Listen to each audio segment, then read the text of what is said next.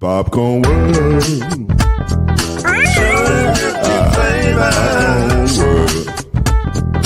Popcorn world. Yeah.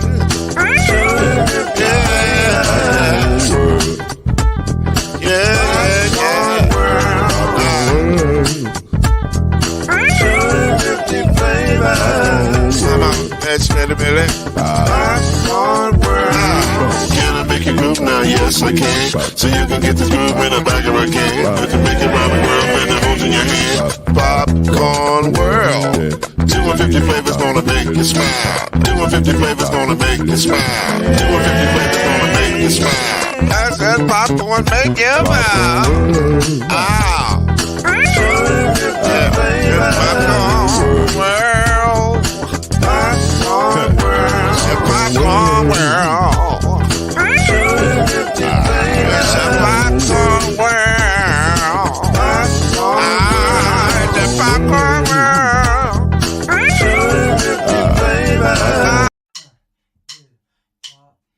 You're now listening to BLEAV in the ACC with Heisman Trophy winner and Florida State legend, Mr.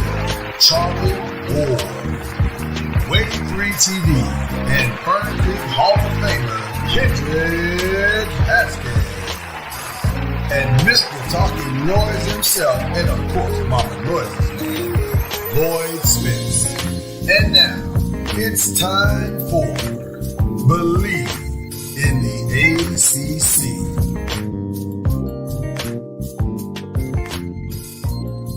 You are a football fan. This is your Christmas, where you get to open up a shiny new player to add to your team and make your team better. And dare I hope and say a Super Bowl contender, but not really. For 31 teams, that's not true. For one team, that might be very true. But to the rest of us, it's just hoping and wishing on the brand new thing under the tree. So we're gonna talk about it because that's what we do. Or you're cynical like me and is thinking, I hope our team doesn't mess it up. Or it could be that. It could be Santa. You've screwed this up many times before in the past. Don't screw it up this time. Right. So we'll see. We'll see where we fall tonight. That's Kendrick Haskins right there. This is Lloyd Spence. We're here, BLEAV in the ACC. I got Charlie Ward. I think he's coming. He'll be here when he gets here. He's busy. He's a busy man. He's a busy man. Making moves, doing things, flexing, humble flexing all over. You know what? Because he flexes so much, but in his own beautiful Charlie Ward way, let's just start this draft Christmas off the right way. And that was a Charlie Ward humble flex. My favorite part of that is he'll go back and look at the show and go, why did I get humble flex? What did I do? What did I do? The fact that you're asking what did I do is the reason you got humble flex. Because we love you, man. We love you. All right. A lot to talk about. A lot of stuff we want to bring you guys up to speed on as to who to be looking for from the ACC tonight, when we think they might fall or go or whatever. Who are the sneaky ACC players we think will make an impact on their team, maybe year one or two, whatever. And then also, of course, the quarterback controversy. I don't know if it's a controversy, but it's definitely very, very interesting. See what these guys are going to fall. The annual let's start hyping up a quarterback that we didn't talk about all season. We need a name for it, though. You know what? We need a name for it. The overhype machine or something. We'll come up with a name for it officially. But before we get to any of that, there was a sneaky, and to steal from Get Up in the Morning, there was a sneaky big move this week that is going to have tremendous effect on college sports. It's maybe unprecedented. maybe the reason why Reggie Bush got his Heisman back. Officially now, a player in college sports, I say sports, not just football, basketball, sports, who has the academic requirements, this is the key, has the academic requirements, can transfer at any time. Let me look directly into the camera and say that again. You can transfer at any time. I was just talking to Kendrick pre-production before we got on, and I said I've looked at about 5 different articles, and the language says until I look at the official document or whatever, the language says transfer at any time. If that is true, Kendrick Haskins, welcome to Will Smith's version of the Wild Wild West. I reference his version because it wasn't successful, but it was in the box office. It was. Was it? I thought it was kind of like marginal success. It wasn't his level. I think it wasn't as successful as his prior movies like Men in Black and all that, but he made a ton of money off that nonsense. Well, let's be clear. Will Smith makes a ton of money off of all of his nonsense. Even Dagger Ben.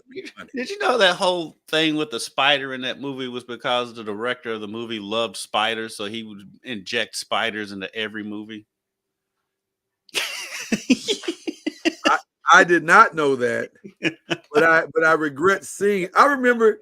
That's why he had that big old thing that he was riding in at the end of the movie. It was shaped like a spider. I remember the scene. Listen, I remember. I actually went and saw Wild Wild West because Will. Remember back then, Will was on the road, so I was like, man, another good Will Smith movie. Let y'all check it out. I remember literally sitting in the theater going, "What the hell is this? Like, what? Why are we at what?" It made no sense. Let me say something. Not to go off on a tangent. It made no sense whatsoever. It was that might be the most random moment in the history of movies. The Wild Wild West, and you got a mechanical spider that looks like it was built in 2045? Crazy. Unbelievable. But we digress. Listen, but that was the day Will Smith went back to his trailer and called his accountant and said, did that check clear? It did? Fine. Does not matter what does not matter what else happens in this movie. That check cleared, we're good. Right. We're good.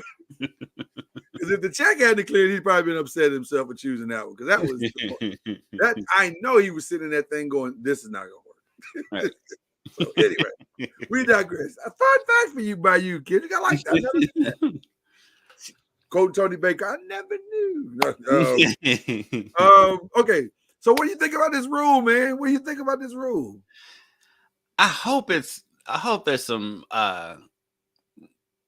some regulation to it, because now you're gonna start having players transfer in midweek. We forgot the most important part. And you can play immediately. Right. So so does that mean that like Michigan and Ohio State week, those coaches can try to recruit players off the other team to come play for them and give them all their playbook? That's why I'm trying to understand the language in the language. Is that what this is opening it up to? I mean, like you know me, I've been a proponent of the players being able to come and go as much as the coaches do this whole time. But that's right. This is extreme. I mean, there needs to be, just like in every other league, because I mean, it's time that we stop acting like this is amateur sports. This is professional sports, and it always has been. And so, in every other league, there is a free agent period. There's free agency. You can't just come and go. You can't be a free agent for the Ravens in the middle of the season and get picked up by the Bengals. It doesn't work that way. And so it shouldn't work that way. And so it should not work that way. I mean, like even in like the real, because a lot of times when I try to explain to people how stuff works, I equate it to the real world. Right. Even in the real world, you got to give a 2-week notice. you can't just up and go to another job. You normally can't work for Nike on Monday and then transfer to Adidas on Tuesday. That's not usually right. How it works. Let's read it. Let's do a quick read real quick. It says the new transfer rules also retain the structure of transfer windows, which differ by sport. Athletes must notify the current school of their intended transfer during a designated period of time. Okay, so for fall sports, transfer window begins with the championship selection, which is the release of NCAA tournament brackets or bowl game announcements. For winter sports, the transfer window begins 60 days after the championship selections. Okay, so they're keeping the transfer window open. So that's Right. good. But again, here's the rule. Undergraduate athletes to transfer and play immediately if they meet the certain academic requirement. This eliminates the year-end residence requirements for student athletes transferring from one 4-year to another. Athletes will be immediately eligible to play no matter how many times they transfer. And that's the other part. No matter how many times they've transferred. Well, it feels like that's been the case anyway, because nobody's really sitting out. You haven't, because it used to be you had to sit out a year when you transfer, but that hadn't been the case anyway. Right. And so I put it back up there because I feel like you would say that. And I just asked it out. Okay, I can let me get it again. My bad. That's okay, no problem. Because I kind of feel like it's not saying that. I think they mean they could transfer anytime and play immediately, but I don't think they mean like midweek and stuff like that. Right. I don't think they mean midweek now that I'm looking at it a little deeper. But still, man, this is a lot. This is a lot. It seems like it's kind of how it's been anyway. You know what I mean? It is right. It's not too far from what we've seen. So, like I said, the window, they're saying the transfer windows is going to stay the same according to what this is saying. Mm-hmm. But let me also say this. That's what it sounds like it's saying as of 4:25, 8:13 my time, 9:13 your time. Stay tuned. Right. Stay tuned because who knows with this stuff? Because all it takes is for one kid to challenge it. And because the NCAA right now is a spineless organization. But right now, if you think about it, the advantage is so towards the kid right now. Why would they challenge it?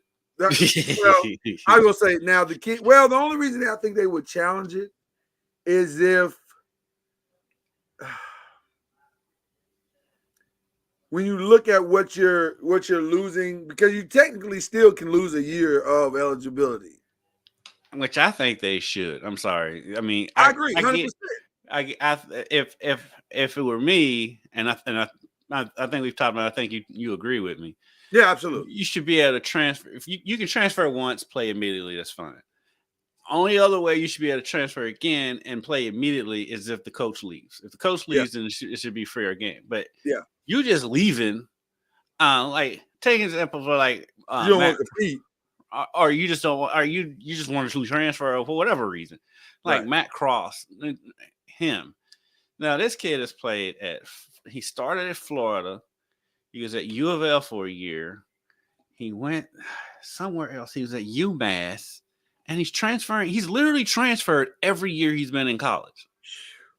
And he had a COVID year, so he's transferred. He's 6 years. I'm like, this kid, this is not feasible. How about this for irony? I'm listening to Get Up this morning, and Jaden Daniels played with R.C. Clark, Ryan Clark. Ryan Clark's son at Arizona State. He played in Arizona State with who else was there? Brandon Ayuk. He threw to Brandon Ayuk. I was like, what, man? Brandon Ayuk hadn't even been in the league like 4 years. So Jaden Daniels has been in the college sports a long time. Yeah, so I mean, look at Bo Nix. Bo Nix has been here since. I mean, Bo Nix played with Bo Jackson at Auburn. He out here putting up Elliot Perry type numbers. So listen, it's again, this is the new norm. We all got to get used to it. I know guys that got the grades like I do, and you know, we're old guys. I'm hiding them. Right. Listen, we just got to accept it. This is what it is now, and it's getting more and more intense, and it's not going away. It is not going away. You might as well all get used to it. This is not your granddad's or your great granddad's NCAA. Right. Because especially the people who are constantly yelling into the wind, screaming into the wind about NIL. Look, you can complain all you want. It ain't going nowhere. So why are you wasting your time? Quit wasting everybody's time posting every day. NIL's ruining college sports. Blah, blah, blah, blah. Well, guess what? You know what ruined college sports? The initial anatomy of college sports where you was having these kids go out here and play and make all this money for the schools and not get paid anything. That's what ruined college sports to begin with, because it was shamateurism from the start. It was shams. It was listen. I will never forget, and I've told the story before. The feeling I had living in Texas, watching Vince Young do what he was doing at that time. And I don't even know why this happened to me, but I'm sitting in there watching this guy play, and you look up in the stands and you go, "Oh my God, look at all these Vince Young jerseys," and he doesn't get a dime of that. Right. That was the moment for me where I said, "Oh my God, it's a shame. It's all a ruse." So it hit me when I was in college, because my roommate, and I basically lived with all the football players. Basically, my roommate was on the football team, and I was like the little brother to everybody. And I had a job in college. I worked for the TV station in college. I made a little money to go out, and I can go out and get some chicken at Hardee's. They couldn't have jobs. They couldn't have jobs because the NCAA, because they were so worried about people cheating. Yep. And they couldn't have jobs. Yeah. And so, I was fortunate enough. I mean, I didn't have to really worry about stuff, but I knew plenty of people on that team who came from nothing. Yeah. Yeah.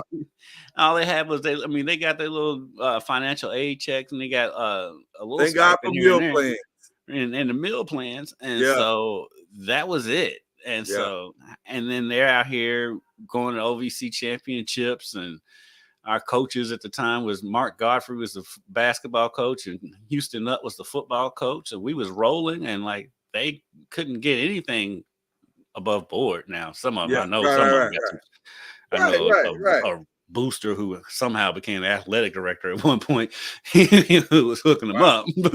Murray Shady's, but that's what it hit me when I was in college. Listen, same experiences. I got the same experiences. Some of those guys wouldn't have made it without a meal plan. They would not have survived the experience. And their families didn't have no money. They literally are coming from the hood. So it was, tough spot for them, man. And they're working full-time jobs, basically playing these games. Full-time jobs. And going to school, and they're paying them in books. I know we got to move on, but I was the RA for the football floor. Mm-hmm. So all my football and basketball floor. So all my guys were athletes, whatever. And man, I was listen, full disclosure, I was very, very generous with my leniency, because I was like, as long as I don't see you, I don't care what you do. Don't do nothing stupid. Don't do nothing stupid that I have to bust you. But as long as as long as I don't see you, it never happened. Right. So, but one thing I did see was I would see those guys, like you said, man, they'd go eat. And they'd be coming back with stacks and plates of food because they knew they weren't gonna get another meal, man. And it was kind of sad because, like I said, I'm an RA. I'm making more than all these guys, so it's a rough situation, man. But that is your granddaddy's problem now. That is not yours. That is not the problem today. Kids are doing all right now. Right. And by the way, for them. I'm thrilled for them. I love it. I think it's amazing. By the way, shout out to the WNBA. I know we do shout outs normally at the end. But shout out to the WNBA draft, who showed us that these kids are doing far better. Those women look amazing. I was like, oh, NIL is real. Caitlin Clark in her Prada outfit. Yeah. Oh my God. I was like, these dresses are 1,000 and up. Everything in this draft is 1,000 and up. So Angel Reese breaking out the Grace Jones. And shout out to her ode to the 90s. I like that. That was good. That was a good look. Okay. We got a draft tonight, man. It's going to be a good one. We got to start at the most obvious place, man. The top 6 picks. Kendrick, I fully expect a measured chaos. I don't think it's going to be as chaotic as people think that it's going to be. At least not. It needs not broadcast. I think the chaos starts after the 4th pick. After the 4th pick. Okay, so you think Arizona's the target? Yeah. I'm pulling up the draft order right now. Yeah, we can do that. Listen, this is why we have this beautiful show. We can pull up. I've got the links that you sent me. All right, I've got those up too. I'm just getting the. Okay, no problem. I will. Let's see. Let's pull up the order, so we can all see it. Should we pull it up from the mock perspective, or let's just pull up the order? Let's pull up the order. Yeah, we'll just put up the order. We won't worry about the mock circumstances, as they say. But as we pull it up, first of all, I almost wore my Juicy Smouye shirt today because everybody been lying. Everybody been lying. Oh, it's lying season. We just love this such and such. We just love him so much. He's the best thing since sliced bread. And it's like even my team, listen, we could go into the draft with the 3 quarterbacks. I mean, to the season with the 3 quarterbacks we have, and we're just fine. And then 15 reports come out. The Giants are absolutely going after a quarterback. So it's the wild, wild west. Everybody's lying. And the thing is, I gotta stop that. That was my last wild west reference. The best thing that's happened is that your team no longer has the worst quarterback room in the league. No, that is very true. Denver said, hold my beer, hold my jack. Whatever you drink, Denver told you to hold it. By the way, we can stay there for just a second because to me, so far, the most bizarre move pre-draft we've seen. Like, y'all gave up picks for Zach Wilson. So y'all decided that the other Wilson wasn't as good as this Wilson. This is the Wilson we want.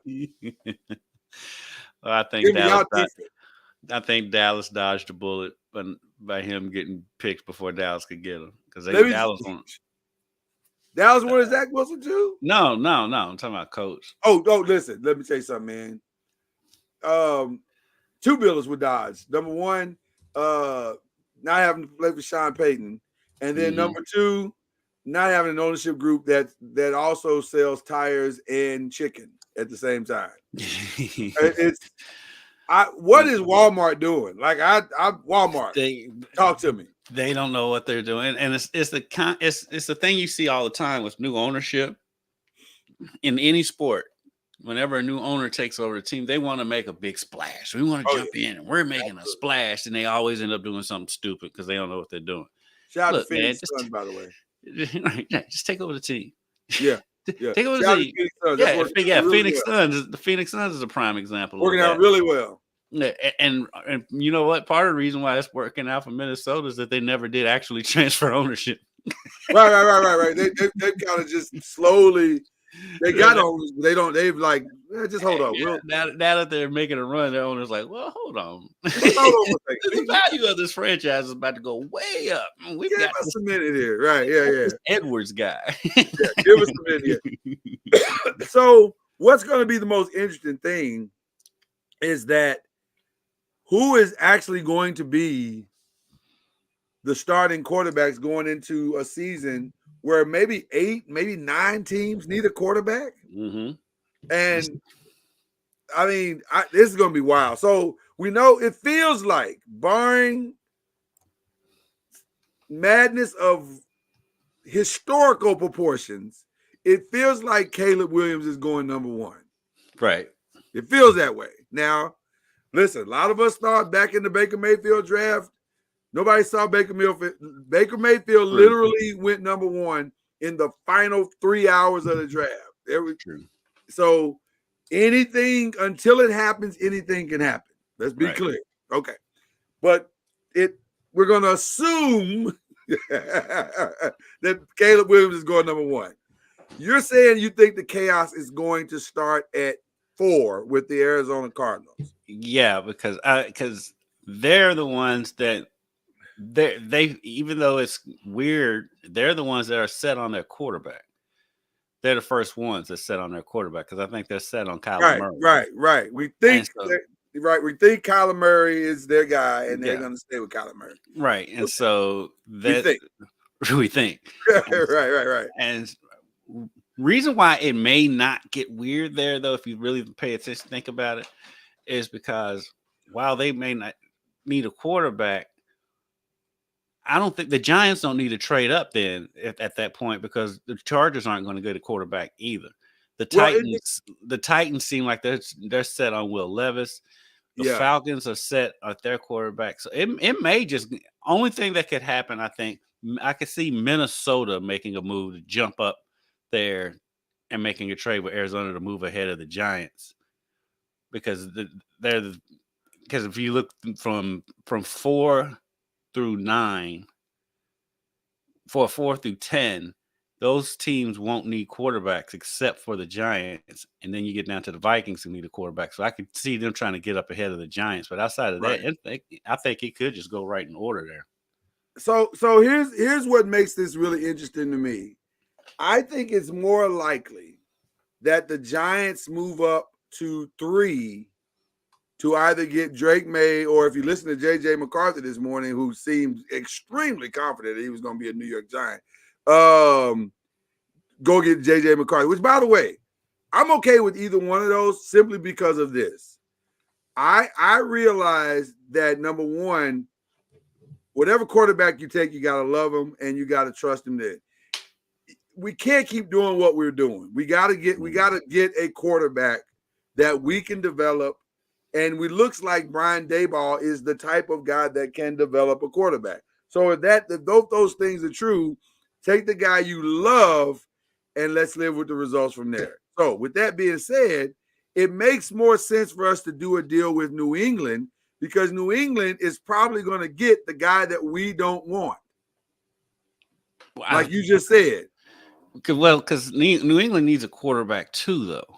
They do. Would they trade out of? Would they drop down? Because I would think they're probably going to draft May. Here's what I think, and you might be right.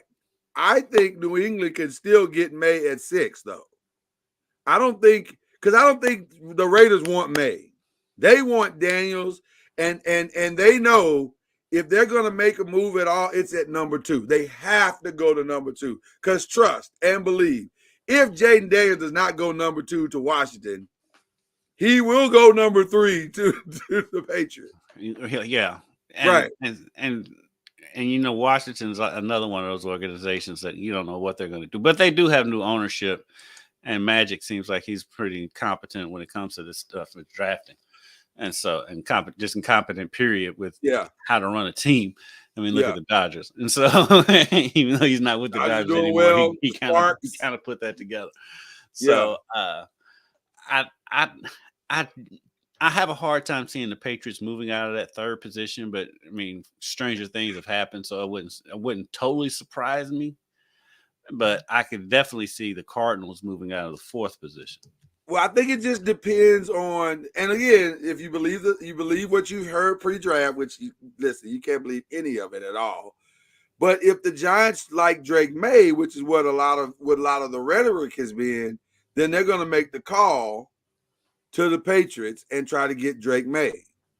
And so, especially if the New England Patriots like him, because that's the one that you hear the Patriots like. Now, the Patriots might also be playing coy, and they might be like, we like Drake May, but we really like J.J. McCarthy. And so they bring in, they take J.J. McCarthy at 3, and then the Giants will just sit back and wait and get their guy. So then it's the Chargers who, do they feel comfortable with their receiving core, and they're willing to let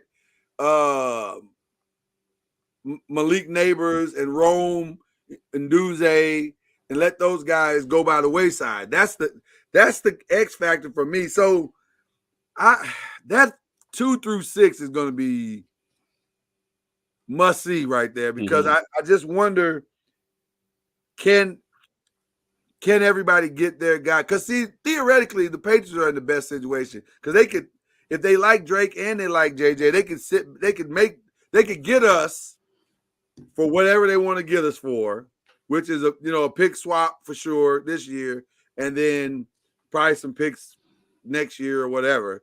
And they got their guy still coming at 6. Yeah. So would Minnesota jump up though to get JJ McCarthy at 5? I think Minnesota's going to make a move. I can see Minnesota either jumping up and taking Arizona or taking the Chargers position, because I said both of those teams are set on their quarterbacks. And so, or I can see your Giants trying to move up to 4 to stave off Minnesota, because I think that's where the race comes in for the quarterback position, is because it's between Minnesota and New York, and the Broncos too, but they seem stupid, so they probably won't. And the Raiders need to make a move too. So Here's the scariest thing that I think might happen though. Now nobody's talking about it, but I'm gonna say it on this show. With all the maneuvering that could potentially go down between 1 and 6, do you realize that there is a possibility that Marvin Harrison could drop all the way to 7 or 8, maybe Very even possible. 9? Can you imagine Marvin Harrison in that offense with Kirk Cousins and Kyle Pitts and that whole squad down there? And man, that would be. I'd have to Here's the pick the thing. Falcons as my NFC South champ at that point. But the thing, only way that happens is if Arizona or the Chargers trade out of their, or both trade out of their positions. Because Right. I could both of them could add him. Do you? So now we're in the ACC realm, and we're talking about our guys. We're specifically talking Drake May at this point. You and I watched Drake May. All three of us here on this show watched Drake May all season long. Mm-hmm. I listen with all due respect to the young man who I think is supremely talented, could end up being my quarterback. I don't know if he's day one. I don't know if he's day one ready. And so, yeah, I'm not sure about that either. Right. So, A, do you give up the draft capital that it's probably going to take to get him? And B, because to me, there's only one, maybe two plug and play guys in this draft playing the quarterback position. And to me, that's Jaden Daniels and Michael Penix. I don't know if Caleb is plug and play because he's going to be plug and play. You can't take a guy with number 1 overall and not put him right in the spot from the beginning. It's trial by fire at that point.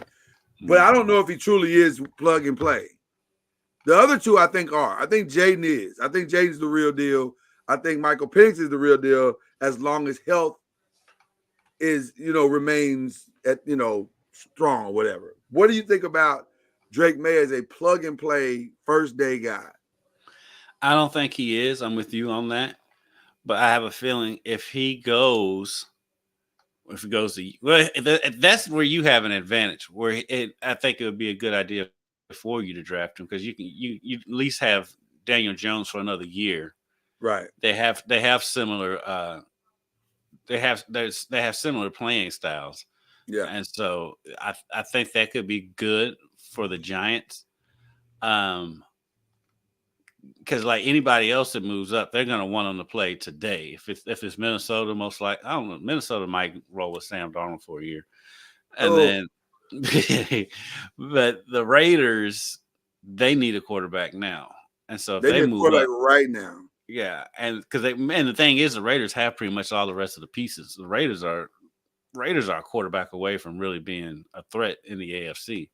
Well, not only that, they play in the AFC West. They have to have a quarterback. They have to have a quarterback. They can't leave this draft without a day one starter.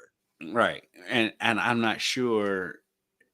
Like you said, outside of the top two quarterbacks, I'm not sure there is another day one starter. And even maybe Penix, but listen, you the injury concerns with him. Yeah. But I do think Penix is a day one starter. I do. I really do. So I don't know if teams necessarily need to move up to get him. Because I think they're going to go with May. Even I don't know. They shouldn't go with May, but I think they could. So let's play out a couple of different scenarios before we move on. If you're Washington, you got other needs, but you don't have a quarterback. You need a quarterback. Right.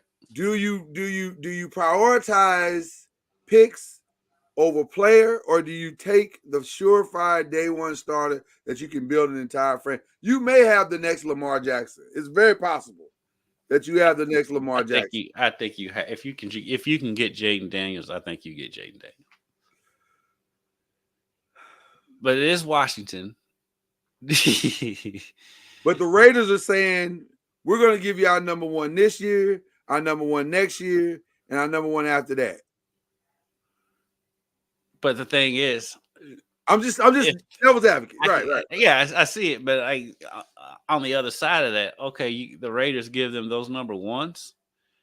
The Raiders, if they get Jaden Daniels, they're going to be picking rather low in the draft. So you're going to be getting ones down at the bottom of the draft. So at 13, though, because curiously, the Commanders had last Thursday Michael Penix, Drake May, J.J. McCarthy, Jaden Daniels, all in their building in the same day. So is that their way of saying if Raiders make us the right offer, we can live with Michael Penix at 13? Because that's probably who they'll be picking. Could be. I'd be fine with Michael Penix. I don't think Michael Penix is a bad consolation prize. I'd be fine with Dallas making a move up to get Michael Penix. I saw what you did there. I saw what you. I see how you. Welcome to how Kendrick feels about contract negotiations right now. It's gonna be a fascinating situation. Shout out to the Federal Trade Commission for outlawing no compete contracts. Oh my goodness. Whole new world. Whole new world. Okay, so boy, this is gonna be wild. Okay, so Drake May, where he goes may set the entire draft situation today, or where people think he might go might set it. Another player. Do you think Drake May could end up being this year's Aaron Rodgers, Lamar Jackson, Will Levis, the guy that's in the draft room? Ooh, shockingly dropping, because it's going to be one of them. It's going to either be him or McCarthy. I feel like. Great question. I think if it is anybody, I think it would be Drake May, because I think the hype around McCarthy, especially coming off of a national championship. Well, and then McCarthy's apparently his pro day was something really special, and I'm not just saying it because Jim Harbaugh said it, but I'm saying all the reports you're hearing, even with like I was surprised to hear Louis Riddick say I was thoroughly impressed with J.J. McCarthy.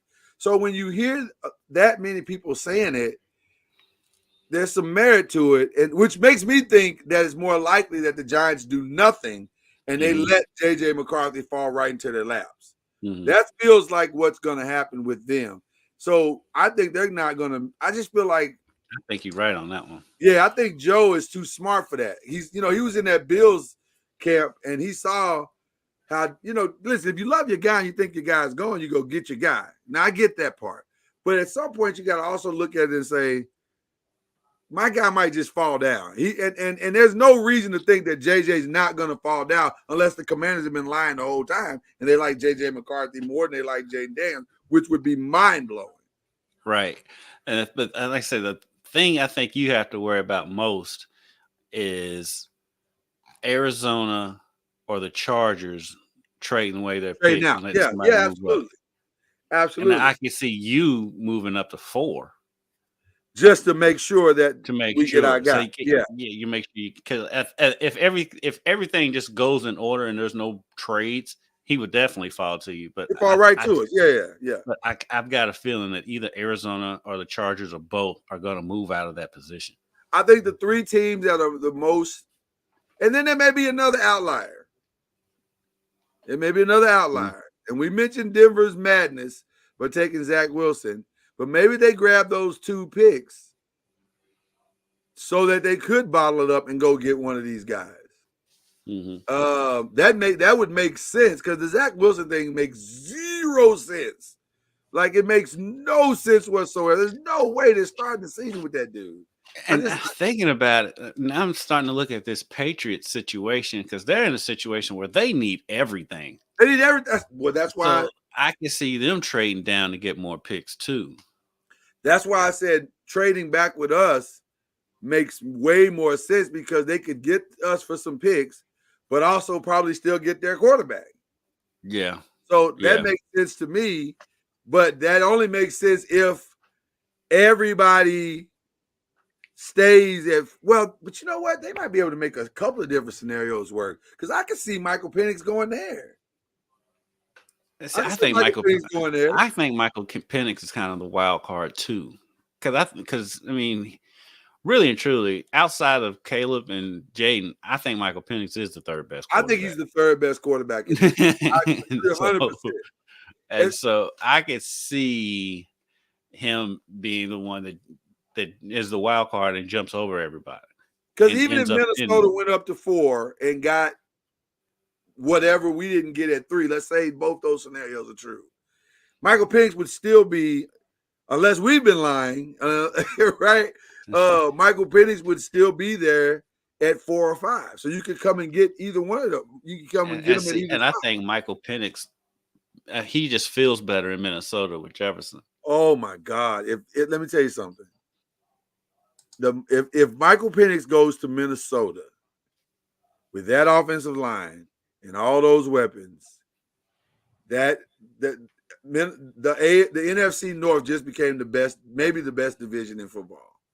For sure, it's the best division. 3 of the 4 teams. 3 of the 4 teams are stacked for the next 10 years. Yeah, for the next 10 years. The Bears might be in trouble. Look, the Bears may have done all of this for nothing. The rest of the division is stacked. It's very possible that the Bears could take Caleb Williams. Michael Penix could end up in Minnesota, and the Bears are still the bottom of their division when this is all said and done. Right. Because they're not beating any of those teams. They're not beating any of those teams. They might be able to clip them at home, but that'll be about it. Right, and that's every now and then. In Detroit, Green Bay, and Minnesota win it. And again, that's every now and then. That may not even be every year. That might be every now and then. Mm-hmm. So Minnesota is a strong wild card, and they got the draft pieces. They got the draft assets. They could make an interesting play in this draft. Mm-hmm. So it'll be interesting to see who they love as well. Okay, a couple other names to be paying attention to. Graham Barton, arguably the best lineman in the ACC, arguably.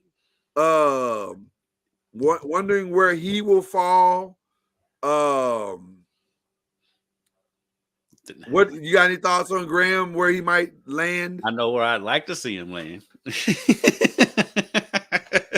that's not out of the realm. It's not out of the realm at all. It's not out of the realm.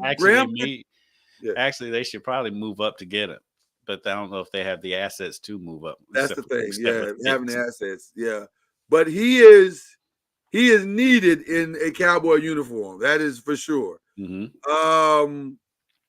The Ravens need him too. The Ravens need him bad. Because they lost a couple of good pieces there. They lost a lot.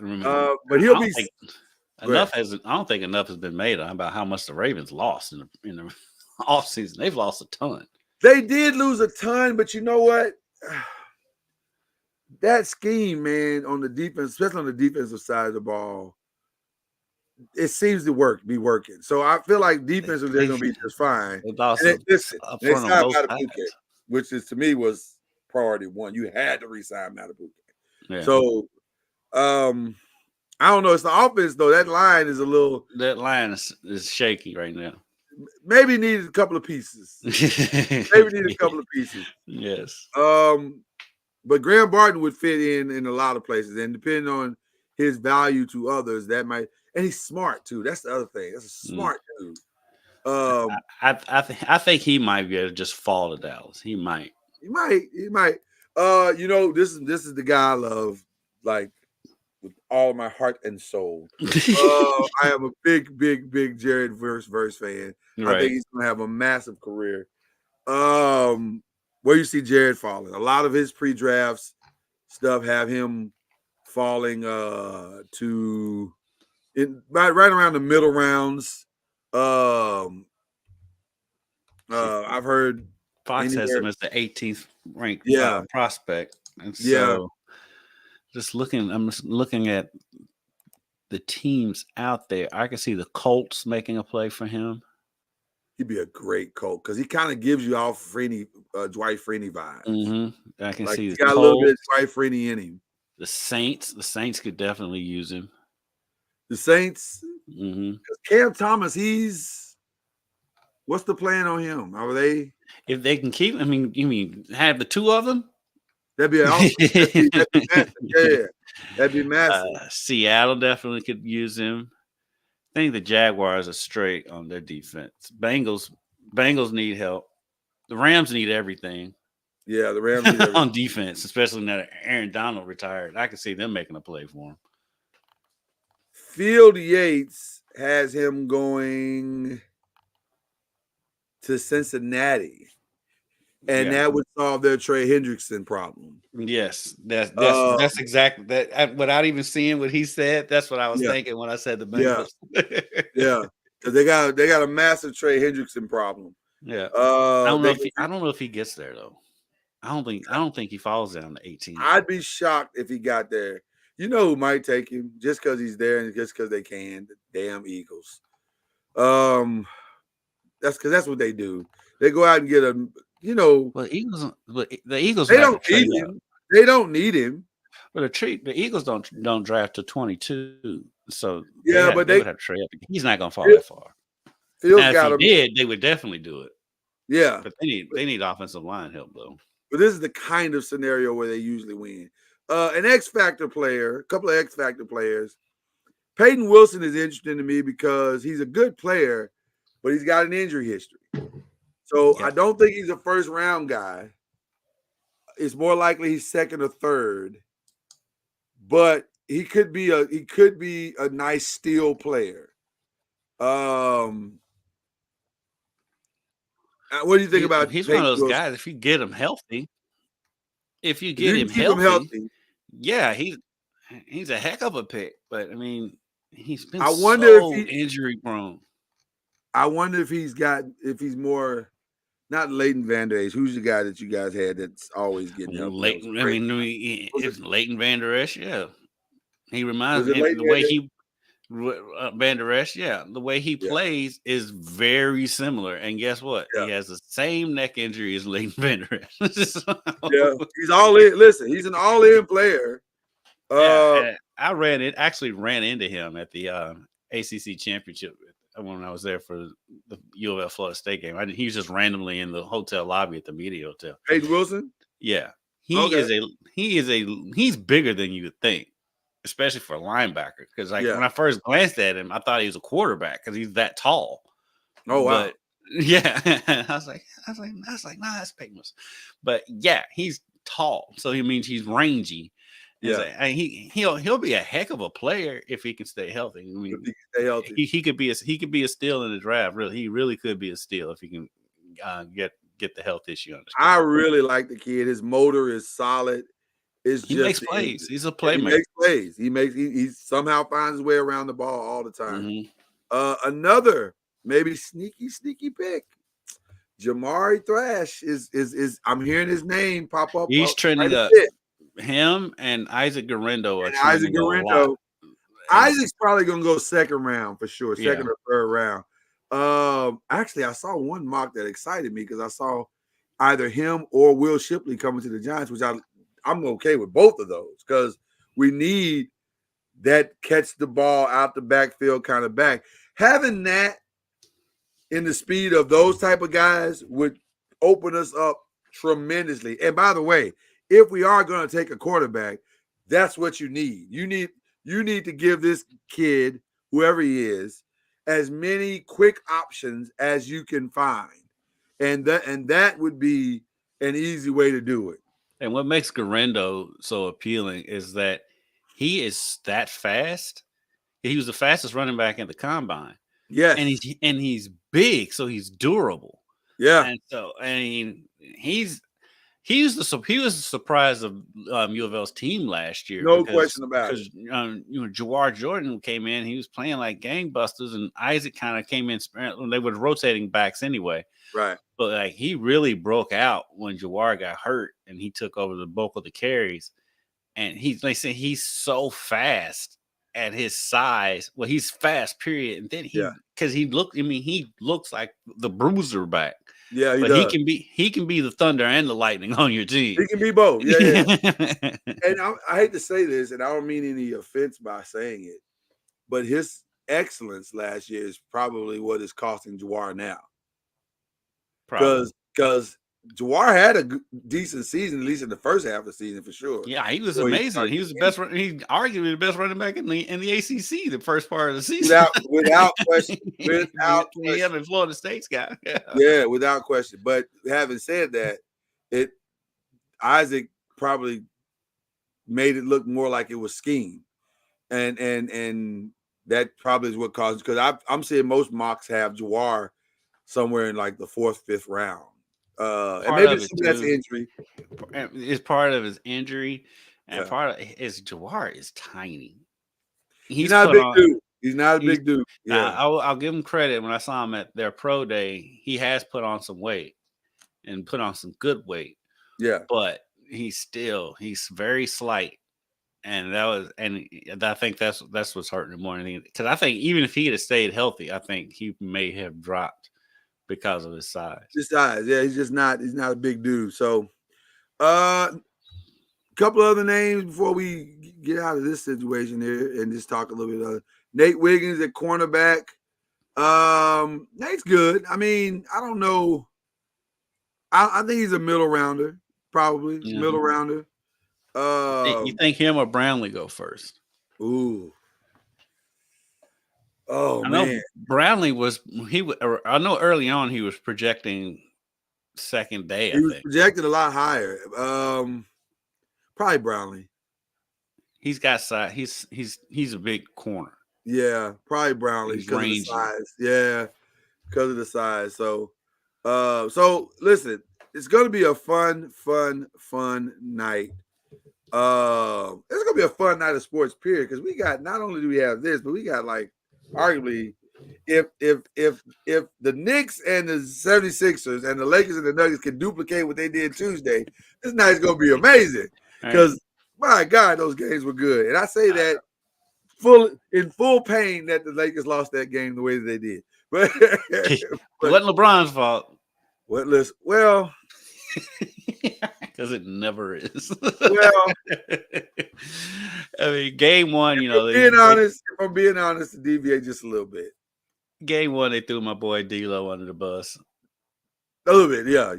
I don't think it was all his fault, but game two, the officiating, even though it wasn't officiating. LeBron completely shucked the dude to get open for that three. I'm just saying. Go back if you get a chance. Believe in the ACC listeners, go back and watch the play. There's one shot where you can see it from behind LeBron, which was the shot for me, because I wondered why he took the shot. I knew KCP failed, but I said, if I'm looking at this correctly, he has a direct line to go score the two. Or get fouled. An easy two. When you look at it from behind LeBron, it was even clearer than that, because they had and there was a possibility, Kendrick, he could have got the and one, because Murray's got to make a decision at that point, and he's either going to come and help because there's nobody else to help. So it's either LeBron's going to get the easy two, or Murray's going to come over and try to stop him from getting it and probably get fouled and make the shot. Now you're making me come to the defense of LeBron. I understand. Listen, you don't have to defend him because I understand the shot. I know. Yeah, because I was going to say, he's shooting the highest 3-point percentage of his career this season. And he's wide open. I get it. And so I'm all about the best younger LeBron would have gone to the hole. You also got to remember, because they remind us every time he breathes that he's 39. He is a old 39. Those are old 39 legs. So when you get to be 39, you're going to take that shot quicker than you are going to drive the lane and take some contact. And so but the problem I don't blame him the shot. You just got to make it. You got to make it. But the problem with the 39 narrative is that you can't use it when it's convenient. Because when he's dominating, I can't believe he's 39. It's just insane. He's 39. How's he doing this? It's so annoying. You can't have it both ways. It's so annoying. Every time he ties his shoe, every time he goes online, he's 39. We know how old he is. You don't have to remind us every time he moves. Here's what I'll say about his 39. I think it was 39 that made him take that shot. That's what I was saying. Yeah. Yeah, I think he's thinking to himself, I am 29 39. LeBron goes to the hole on that. Yeah, he said, I'm tired. I can make this shot. Let's go. Let's see what happens. Yeah. And again, I don't blame him for taking the shot. Yeah, I don't blame him. I don't blame him. I just would have. I think I would have preferred him not do it. But anyway, okay. So that's going down tonight. All the draft is going down tonight. It's going to be a fun filled night. I do expect a little bit of chaos at the top. I really do. I just feel like you said, the fourth pick is when it might start, but I think the third pick with the Patriots when the chaos might start because like the Patriots need so much. They need so much that I can see them trading for picks and not worrying about the quarterback as much about the quarterback. This is the first year in a long time where you can say there's so many teams that need to fill their court. You can't listen. Let's be clear. You cannot win in the NFL at all without a quarterback. Right. You can't even compete. Mm-mm. You can't even compete. So there are about, and this, I've never seen a year that I can remember where there were so many teams that had a quarterback need. There are about, like I said, about 9. You can make a case for 10 teams that need a quarterback. Actually, it's probably more than that because there's those other teams that have quarterbacks that they're behind that they probably shouldn't. That they probably shouldn't. So it's going to be interesting. The crazy thing is how many great wide receivers are in this draft. Oh my God. It's insane how many playmakers at receiver are in this draft. Kendrick, to your point, that's one of the reasons why I am praying we don't have to move. Because if we can get our guy, there's a wide receiver out there that we can obtain. Right? Coach Junior's in the building, ladies and gentlemen. He made it in for us. We appreciate you. How you feeling, Coach? I'm doing well. You look good. You look like a man who's been on a mission. I don't know about all that, but hold on, look at that jacket, Lloyd. That's what I'm looking at. I'm looking at that jacket. We can't get those. Is that a Heisman jacket? That is a Heisman jacket. So that humble flex earlier was it was see, it was a preemptive strike. Yeah, something in our mind was telling us. You know what? No. Listen, shout out to you, Coach Junior. And that was a Charlie Ward humble flex.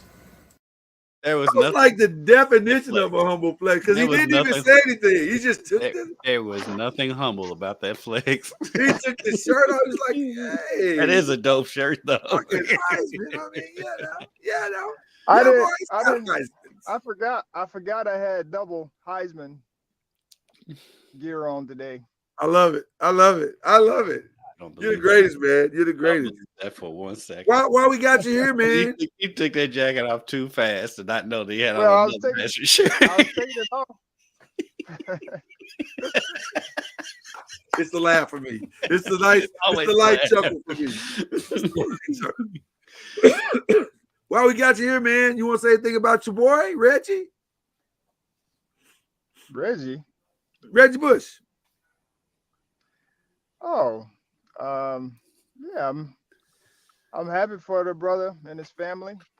It was a surprise to us all here for Heisman Partners Summit meeting this last couple of days, and it was a surprise because it had been talked about in our last meeting, or came up in our meeting over the Heisman weekend, and it was kind of not but it was talked through, and guys were able to share their feelings about it, and which was good, and then we got here and we were getting ready for our meeting yesterday morning, and like 10 minutes before the actual news broke, they handed us like, hey, this is what's happening. And so we were like, oh. And so it was well kept. Most times some of these things get leaked, but it was well kept. I think everyone was surprised, but very happy and elated for him and his speech. I'm sure pieces of it have come out and probably have come out. But you could tell he was appreciative. He had probably gone through, like most people, had gone through a lot with it. Even if he didn't, come off that way. Yeah. But just the fact to me that he mentioned in his message yesterday was, now his kids get to see the Heisman, like his Heisman Yeah. trophy, which was heartwarming because that's for some that's a reality. That's not. Right. I mean, we like our kids have seen our Heisman, like they've touched it, they've been around it. For his kids, they haven't seen it or touched it, and so just for that piece to happen, along with him feeling like he's welcome again, I think was big for him. Of course, not everyone was here, but it was for those that were here, we're happy for him. So I was just grateful that they did it, meaning the Heisman Trust. Of course, there was always found out there's some other things behind the scenes that were going on to Yeah. make it happen. Mhm. But nonetheless, it was the right thing to do, regardless of Yeah. how it all happened. It was the right thing to do because I mean times have changed as we've known Mhm. over the years, and what the brother did was not like not like out of the realm of any possibility Yeah. of what's going on today. And Right. so, it'd been something different if it was some kind of conviction or some craziness. But I mean, the man got family, got money to be able to do what he needs to do, and that's like the common thing today Yeah. in our world of athletics, collegiate athletics. So I'm just happy that it happened. No, I'm listen, when I saw the news, I audibly screamed a yes out loud because it's to me it's long overdue. Mhm. And to have held it as long as held to this standard for as long as the Heisman group did, to me is kind of insane because not having him be a part of the Heisman group, to me is the equivalent of not having Pete Rose in the Hall of Fame. Like, doesn't make sense. Like, I get it, but how long does a man have to pay a penalty for something that that he did? Like, he didn't. And it's like you say, he didn't commit an actual crime. So I mean, Yeah, what? he did.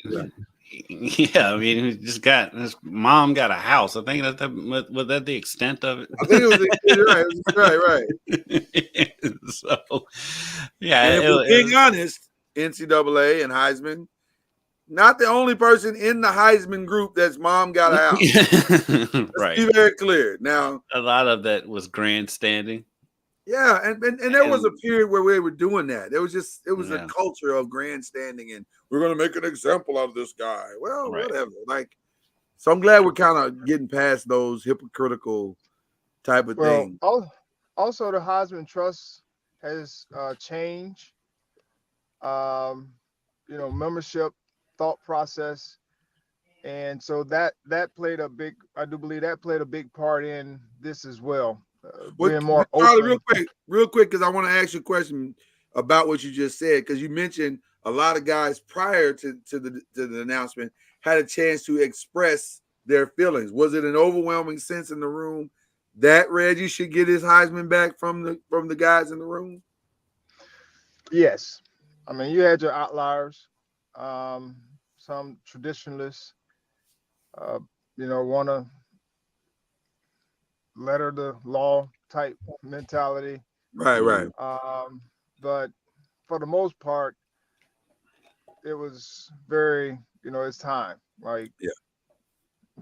you know, what he did, what they did, they were keeping it to the letter of the law. Like, you have to be an NCAA athlete to be able to, win the Heisman. Well, when he won the Heisman, he was.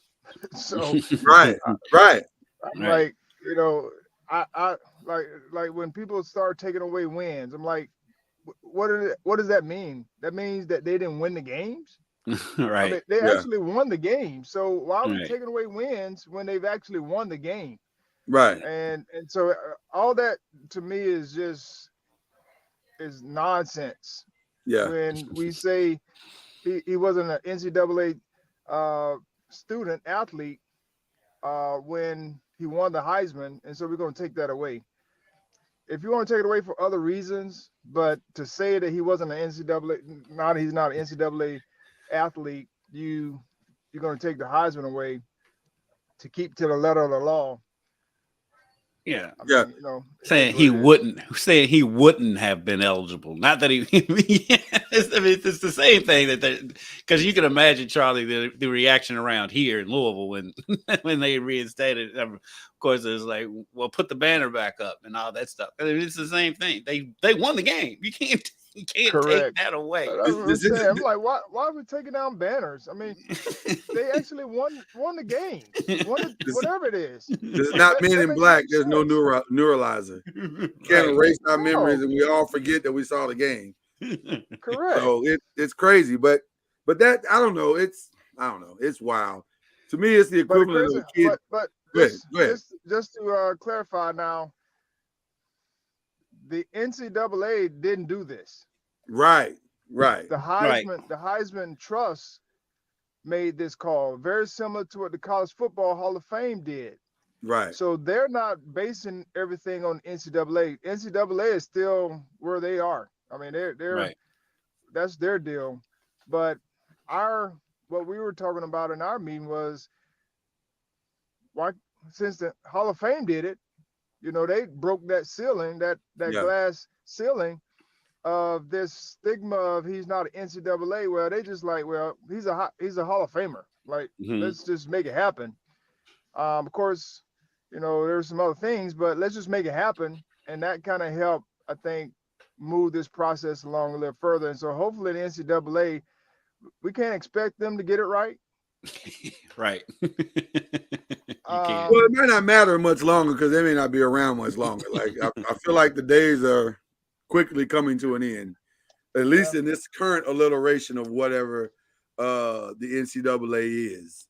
I just don't think when you lose, and we started the show with this, Charlie. When you lose, or when the transfer portal rule changes like it has changed now, where it's anything basically goes. The reason to keep the NCAA around has quickly diminished. Like what? So what is the purpose? There is literally no purpose for this group now. Well, they still run the basketball deal, which is not bad. I think that's the only thing as far as a governing body. They're starting to lose they've lost a lot of their authority on certain things because the government law has come and said this. And they keep going to judges and they keep running into that wall of you just can't do this. And so they're trying to figure that governing piece out. But I do believe the basketball component and probably some of the other things that they've done would be very helpful. Now, I would say, they could potentially be the governance of like Division II, Division III, to give them some structure and push, and still run the basketball piece, and then allow the Division I model to kind of cease, because when you start talking about Division II, Division III, they're not in that monetary issues Right. driving force, because right now the Division I is all about who can make the most money, who can pay the most, and all of that. But and the governance and all that piece, it's kind of tough because of the resources. But Division II, I mean, they like, hey, we just happy to have some structure, somebody looking after us, taking care of us, that whole loving thing. So that may be the next step. Be careful, Vision 2 and Vision 3, what you asked for. Things are going well for you so far, but Yeah, they need the structure though, and like Charlie said, the basketball tournament component, all the championship components of what the NCAA does. Yeah, if it goes away, you'll miss the NCAA because that part they do get right. Right. Well, Charlie, we got to ask you, man, how do you think this is all going to play out tonight? Where do you think? Well, first of all, let me ask you: do you think Drake May is a day one starter? It depends. Plug and play guy. I mean, depends on where he goes. Mm-hmm. I mean, because if he goes to New England at number 3, like some people are saying, then they're going to put him out there because their team is in a stage where they got a new coach, and they're going to throw him to the wolves in a sense and let him figure it out. I think he's going to look similar to Mac Jones if they do that. Well, not going to be much different. But then again, I mean, a few of the team for the guys may look that way. Yeah. I think CJ Stroud kind of clouded everyone's vision. He's the outlier. Big time. You know, of what day one starter looks like on a new coach team. And so everyone thinks that their model can be that way. I don't know. I mean, we don't know. Yeah. How they're going to fare out. How they're going to fare. It's just tough. I mean, it's one of those deals where you just don't know how they're going to fare if you put them out there day one. It really depends on the structure of that organization and also the team. Like the Texans, if you could have told me after they hired D'Amico. Oh, did he freeze up on us? I think he froze. Oh no, that was a really good statement he was going. I saw where he was headed with that. That was about to be really good. Yeah. But he's right. It's a lot more goes into it than just the quarterback itself. No, listen. He's 100% correct on that, and it's culture, it's scheme, and dare I say a little bit of luck. Like things just have to kind of fall in place, and it doesn't hurt that normally the team that's drafting that high also is going to play a losing team schedule, so. Right. That helps in the development. Yeah, we'll find out. We'll find out more about CJ this year because they're going to play. Oh, they got a monster schedule this year. Yeah. Mm-hmm. They got a monster schedule this year. We're gonna hold back here. Let's see if Charlie. Even though I think he'll be just fine. The Texans are about to be a problem for a long time. Chances are the X factor this year for them being great to me is not even CJ. It's the fit in of Stephon Diggs. Is that going to work? That worries me. I'm gonna be honest with you. If I were them, I would not have done that. I understand why they did it. Yep.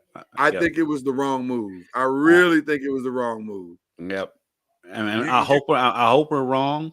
But we've seen it before. We've seen it before. Like a young team that's gelling, and then they bring in a star vet that kind of throws the chemistry off a little bit. We've seen that before.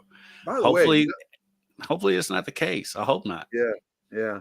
By the way, another sneaky big move that happened this week, or actually didn't happen this week. The Steelers announcing they are not picking up the 5th-year option of Justin. Oh, that was. What was the purpose? Then what are we doing? Like what? Talk to me about this move one more time, man, because I don't understand. I don't know what Pittsburgh is doing. That was weird. I was like, why are we not? What?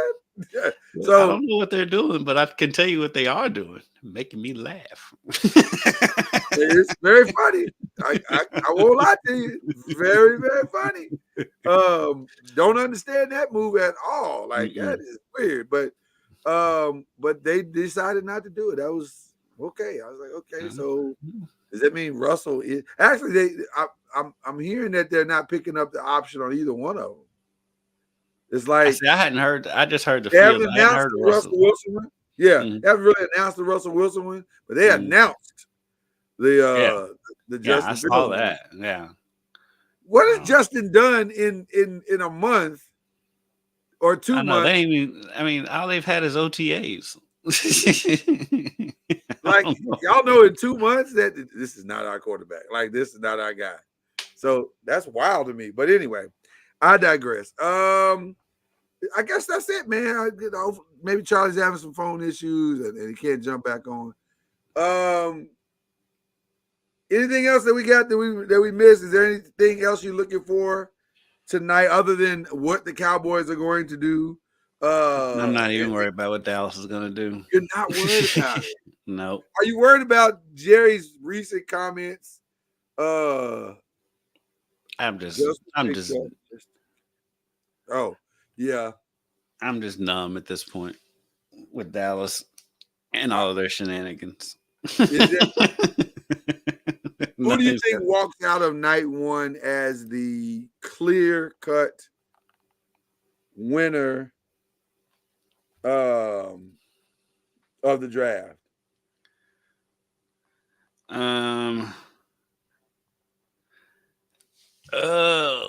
I think whoever makes the right move to move up into those early rounds, up to 3 and 4. Whoever makes the move to get up to 3 or 4. So you think jumping up, somebody's got to jump up. Minnesota Raiders, somebody's got to jump up and go get their guy like Arizona did last year. Yeah, go get your guy. Stop playing around. Not Arizona. I'm sorry, Houston. Like Houston did last year. Go get your guy. Yeah, I think whoever does that. So essentially you're saying whoever go gets Jaden Daniels. Is that what you're saying? Or are you saying Drake May? Well, I don't think Drake May. I think I'm leaning more and more towards Michael Penix is going to be the third quarterback taken. And so I think if somebody wants to win, Michael Penix needs to be their quarterback. I think you know what? I take everything back. I take what I said. I take what I said back. What's that? I think if the Chargers can get Marvin Harrison or Dunze, or take your pick, Neighbors. If the Chargers get one of those big time receivers, they could win the first round of the draft. The Chargers are interesting to me because I feel like they have everything. I'm going to say this in the official cosign of what you just said. Unless they are to me, I don't know why the Chargers would move out of that spot. I don't think they will. I don't think they will. Crazy. You have a receiver. First of all, you gave up Keenan Allen. Let's start there, which was, you can argue why, productivity, all those things, whatever. So you have 2 receivers who could be 2 of the best in the league for the next 10 years in Malik Neighbors and, of course, Marvin Harrison. My preference being Marvin Harrison. You can't not. If you're the Chargers and you're Harbaugh, you can't not take him. I don't understand what could why are you taking draft capital? Take the man you need. The only reason why I could see them possibly dropping is because the fact is it is 3 of them, and you can drop and still get one of the 3. So I can see that, and you can get 1 pick. That's the only thing that makes sense to me. How do you feel about Brian Thomas? He is the forgotten LSU receiver to Malik Neighbors. He's the stretch the field guy. Yeah. To Malik Neighbors' possession and do everything. He'll be a later round guy. They're saying a lot of people are saying top 15. I don't know. That's the thing. The receiver is that's more on my point with the Chargers. The receiver is so deep in this draft No question. that you can drop down and still get a major receiver, especially when you already have a great quarterback in Herbert. You can drop down and still get a major receiver and get picks where might even get 2 generational receivers. It's possible because it's so many. Possible. It's such a receiver deep draft.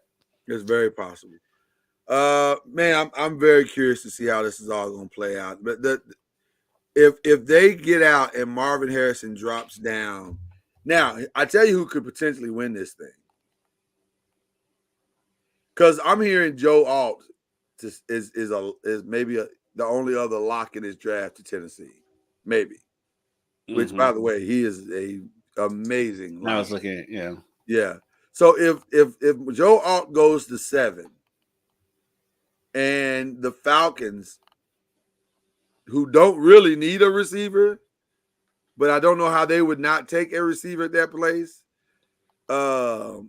If the Bears somehow come out of this draft with Marvin Harrison and Caleb Williams, bruh. All right, and we haven't even brought up the tight end from Georgia, Brock Bowers. In the right situation, I think he's. What do you think is the right situation? Somewhere that has an established quarterback. So, everybody's trying to put him with the Jets. I think the Jets, that would be a disaster for them. I honestly think that would be a disaster. Why in the world? The Jets don't need anything else. Except, the Jets need an offensive line. The Jets need an offensive line. Right. That's what I'm saying. Honestly, looking at it, he could. I could see Denver taking, but they need so much. They need so much. He could fall to Philly. I could see Philly taking him. Minnesota has 2 picks in the first round. I could see them doing it. Dallas could use him. Green Bay. I don't think Minnesota needs him. They got Hawkinson. You can always run 2 tight ends out there. 2 playmakers tight ends. Pittsburgh could use him. The Bengals could use him. Especially if they let go of T. Higgins. Yeah. Why is everybody trying to get out of Cincinnati? Because Cincinnati's being cheap and don't want to give people long-term deals. This is classic Cincinnati. What the Bengals and the Reds. You're right. This is on brand. The Bengals and the Reds do. This is on brand. That's why I can't be fans of those 2 teams. Yeah, They go the cheap route every time. I can't do it. They get your hopes up. Like watching the Reds. Ellie De La Cruz is a generational talent, and they'll keep him, but they're not going to supply him with the players around him to make a run. Is Cincinnati the new LA Clippers or the old LA Clippers? they are the Clippers. They're the Clippers with a history. Clippers with a better history. Yeah. All right. Listen, that's all I got for you tonight. I think that's all we got for you this morning. But it's gonna be a fun draft. It's gonna be a fun night of basketball and drafts and just fun, man. It doesn't get much better than this. Do you have any shout outs, Kenny? That's the real question that I have for you. Do you have any shout outs? Shout out to the Heisman Trust for getting Reggie Bush's Heisman Trophy. Getting that right, man. Getting that right. And really, that's about it. It was shout out to all my brethren, I guess, and sisterin, I guess, that's out here every morning at Churchill Downs. Because while it's a 2-minute race for y'all, it's a 3-week extravaganza for us. Man. People do not understand the magic. So we're out at the track every morning. And so shout out to everybody, all my fellow media members that's out there every morning and covering this, keeping an eye on the transfer portal and we had coaches coming and going, so it's been a wild Wow. 3-month stretch right here. Yeah. And so shout out to everybody working hard here in Louisville right now. Do you have And again, shout out to the FTC for getting rid of no compete contracts. no compete contract? There you go. Do you have a favorite yet? I do not. I'm kind of leaning towards Sierra Leone. Okay. Fierceness looked great in the Florida Derby. He was amazing. Just blew away the field. I think he won by like 13 lengths. Unfortunately, my hang up with him is whenever he wins a race, he does not win the next race. He has not won 2 races in a row in his career.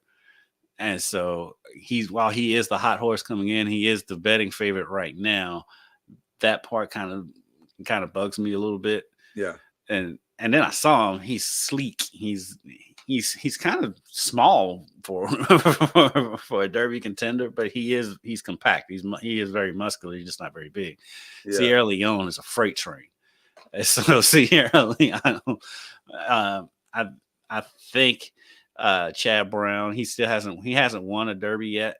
He's been right there, and he's the trainer for Sierra Leone, and so I like Sierra Leone a lot. Shout out to Bob Baffert for still fighting a good fight. Like they won't let him in, but at the end of the day, we were joking about it's like you can't sue somebody to get into their club. If they don't want you in their club, they don't have to. You're not getting in.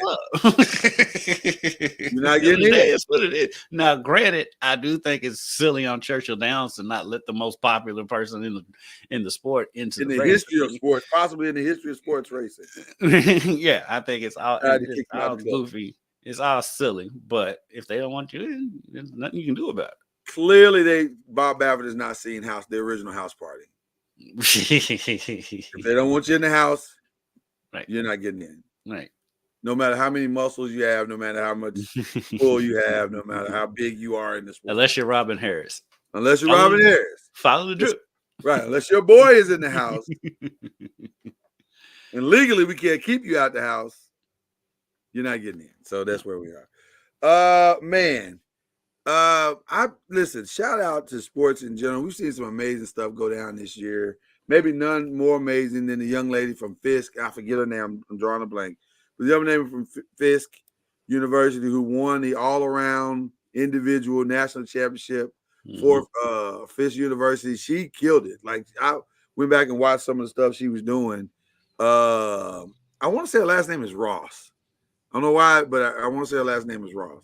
But she just dominated it, and she did it from an HBCU, which is impressive. Right.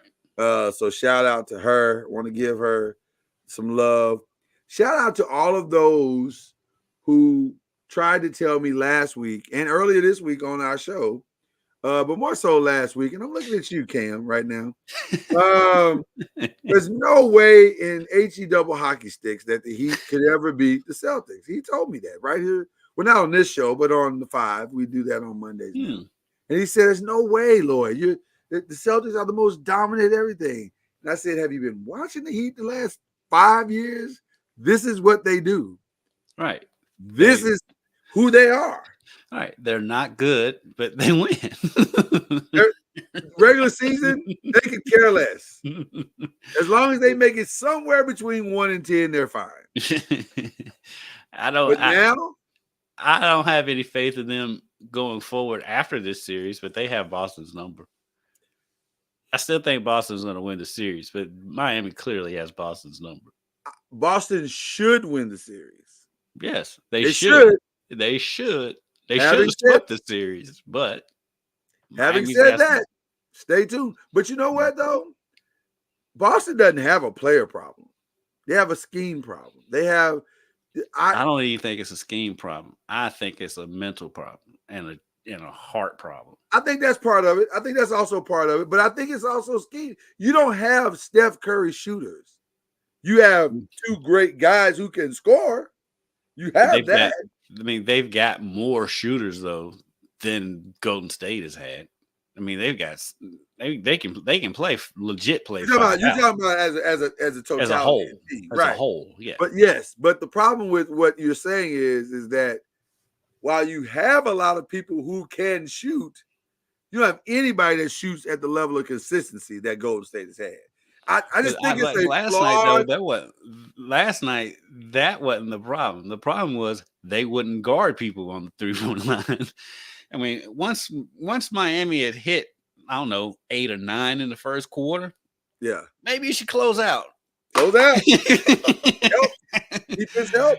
Right, because okay, they haven't shot the 3 well most of the season outside of Hero, but once you notice that everybody's starting to hit them, you gotta guard them. You gotta guard them. You gotta change up. So there, and then when you talk about scheme, there's a scheme issue right there. That's where I was headed. It wasn't the offense. I just don't think you can win shooting 1,000 threes and not playing the same measure. People think that Golden State won those championships because they're such a great 3-point. Now they won on defense, but they played defense. Right.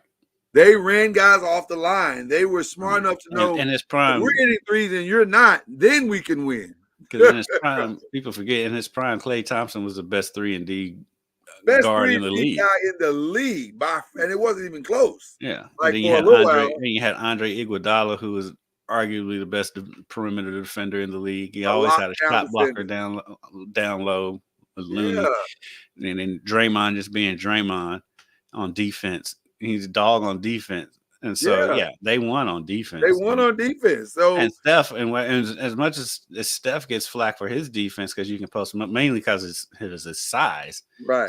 Steph's got quick hands. Steph was built up there in the league leaders and steals for a lot of his career. I'm just saying that to me is where Boston. I can see them losing this series. As crazy as that sounds. I definitely can see them losing this series. I'm not going to pick it just because I just don't think. No, I'm not going to pick it. If Jimmy Butler doesn't come back, I can't see them sustaining this. Right. But it's not out of the realm of possibility. But it's not out of the realm just because we've seen it. We just saw it last season. Yeah. and also I gave him a mention earlier, but I give him official shout out now. Again, shout out to the Phoenix Suns for trying it. Wasn't gonna work, but you tried it. And you stuck with Bradley Beal. Oh, so stuck. He looks, what's crazy? Bradley Beal really is a good player. He is just in a horrible situation. He's a good player, but he's not great anymore. He's not a big 3. He's not. No. And the problem is he doesn't have the buffer now. He doesn't have a buffer anymore. There's nobody that can protect him from himself. Well, he's aged out of it now. He's up there now. Now, earlier in his career, yes, he was a big 3. Yeah. What is Bradley? He's in his 30s. I mean, he was 30, 31, 32, something like that. Yeah. Yeah, because he came out the same year as Draymond, except he was a one and done, but he's only a couple years younger than Draymond. Though. Phoenix really thought we could just run five guys out there and we'll be fine. Mm-hmm. Kevin Durant looks like a 35-year-old Kevin Durant. He looks like it. New ownership, brand new owners. That's what happened. Well, what's going to happen? They may get swept. They might get swept. I really got a feeling they're going to get swept. They look like they are 2 games away from calling it Cancun. Yep. So, I mean, and not taking anything away from Minnesota. Minnesota's played great. No, Minnesota's been awesome, but that actually is the point. Mm-hmm. These young legs don't get old; they stay young. Right. And you got to play defense again. Also, shout out to my boy Cam, whom I love dearly, a valued member of the 5. But you're delusional if you think old KD is going to be the reason why they went that. No, I'm sorry. Them young boys are running up and down that court, flying past him. It's Olay. He might as well have on a full red jersey. It's straight Olay out there. They look at Anthony Edwards is licking his chops every time he sees Kevin Durant. Yep. So sorry, that's just not how it works. Right. So anyway, shout out to those guys. I had to give Cam his love because he been in a group chat. He get quiet now all of a sudden. I ain't heard. It's just catching strays. What happens? All right, people. We enjoy y'all tremendous. We enjoy doing this show. We appreciate you guys. Stay tuned, man, because we got a lot of hopefully great things coming up here in the very near future. especially with this guy. This guy's amazing. Y'all don't even understand. This guy's the hardest working man in sports right now. Give it up to my guy Kendrick. All right. All right. Plenty of us working hard.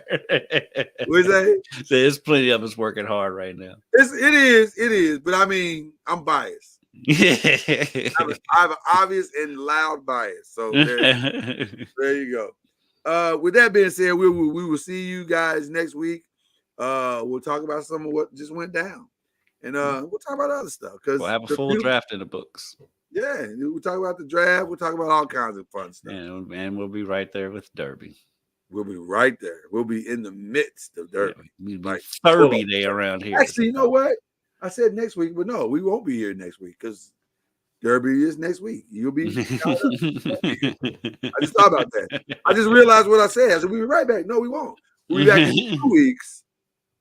With cause we never have a Derby week show. That's just not what we do. Because that's the hardest man working in sports today right now. So yeah. So we'll be back in 2 weeks. And hopefully you guys will enjoy the show when we return. Then we'll talk about everything, Derby and drafts and all kinds of stuff. Yeah. Playoffs will be further along. So it'll be fun. It'll be a fun time. All right. My Lakers get it tied tonight? I think so. I think so. I think they win tonight. I'd like to see them blow them out if possible. Get up 20 and stay up 20. But I'll take whatever. Take whatever I can get. Just got to get a W at this point. Right. Because if they don't win tonight, it's over. All right. Take whatever I can get tonight. But I just can't imagine they're gonna keep losing this team. No. But if they do,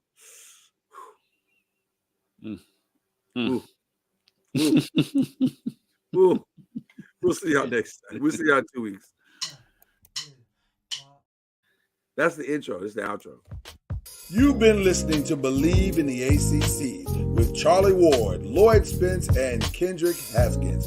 Please like, follow, subscribe, and share from the Noisemakers page on Facebook and on YouTube. And you can also listen to us on Spotify, Apple Music, iTunes, and wherever podcasts